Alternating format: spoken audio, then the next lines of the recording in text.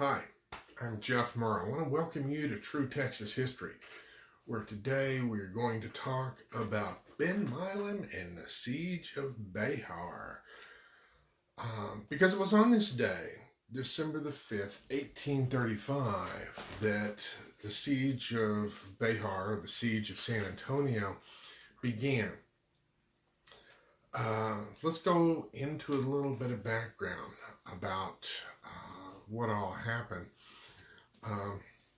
First of all, let's look at Ben Milam, because he's quite a character in Texas history and is often overlooked. I mean, everybody knows this quote, who will follow old Ben Milam into San Antonio.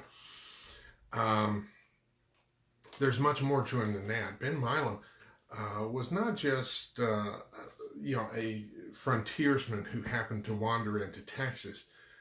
He had served in the War of 1812 in the Kentucky militia.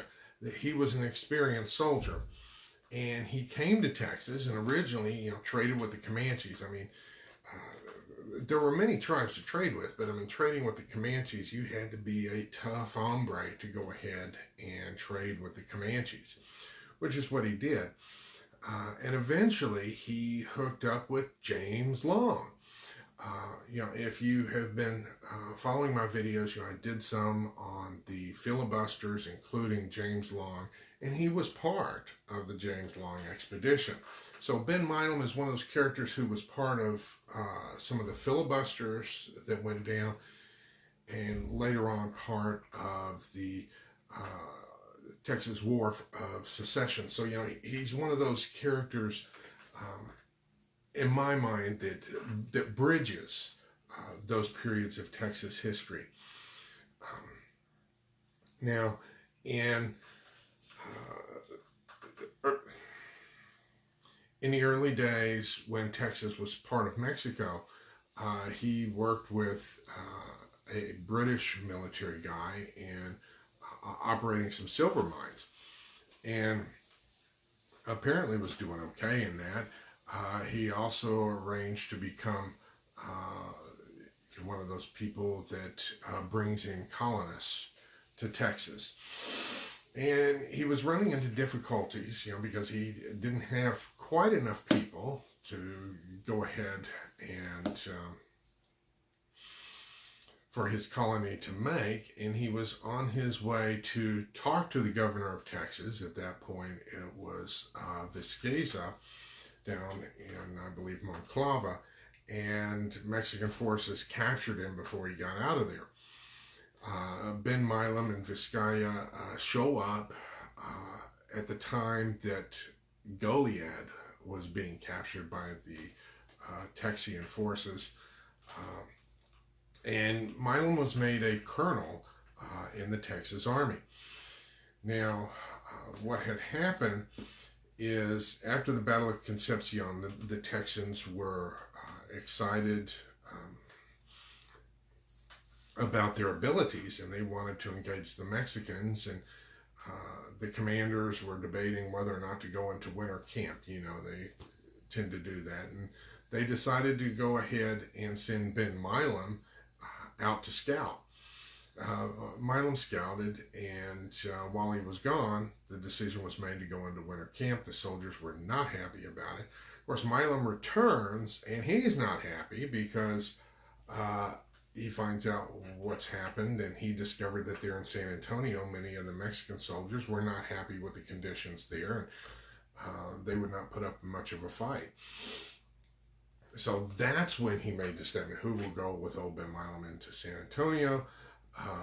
And there were about 300 volunteers, and he went ahead and approached the commander of the Texas troops, I believe it was Ed Burleson at the time, to go ahead and press the attack.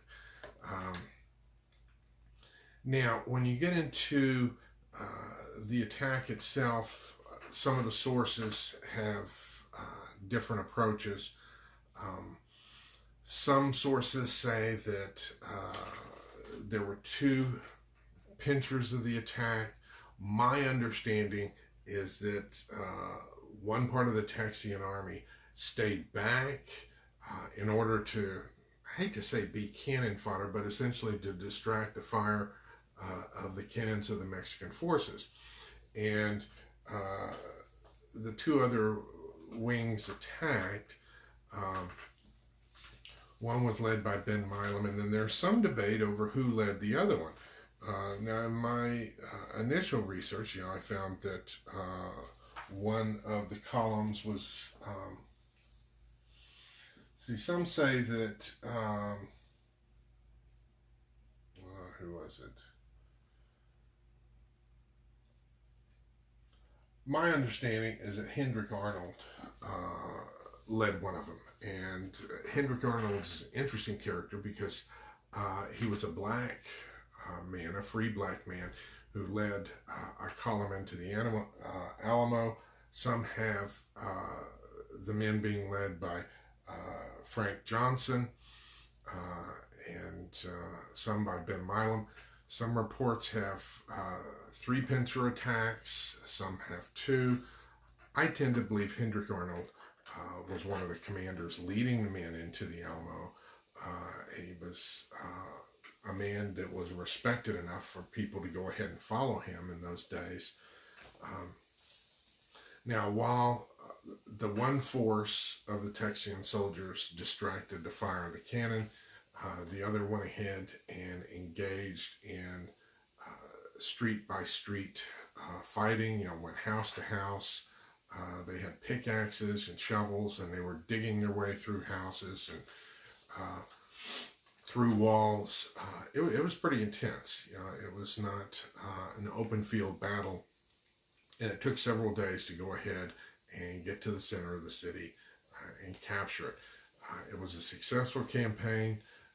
Ben Milam ended up being killed in the campaign. A Mexican sharpshooter shot him, and he fell into the arms of Sam Maverick. Now, Sam Maverick is another character in Texas history that shows up again and again.